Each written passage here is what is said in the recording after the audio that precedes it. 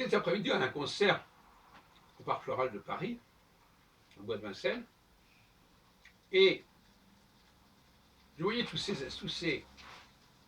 instrumentistes avec leurs instruments. J'allais dire avec leurs outils, en fait. L'autre jour, j'ironisais sur ces populations qui avaient toujours besoin d'un outil pour exister. Mais c'est le cas, c'est le sort de la plupart des musiciens, sauf les chanteurs. J'ai vu d'ailleurs une très belle chanteuse, mademoiselle Devos, qui était là.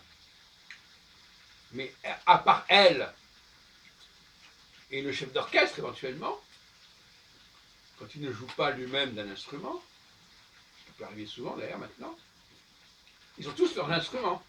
La flûte, le piano, le violoncelle, le cor, le violon, etc. Donc,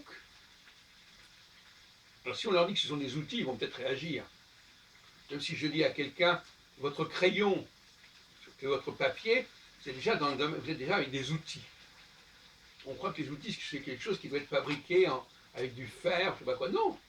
Dès que je me sers d'un objet fabriqué, et qui ne vient pas de moi, qui se rajoute à moi, c'est un outil.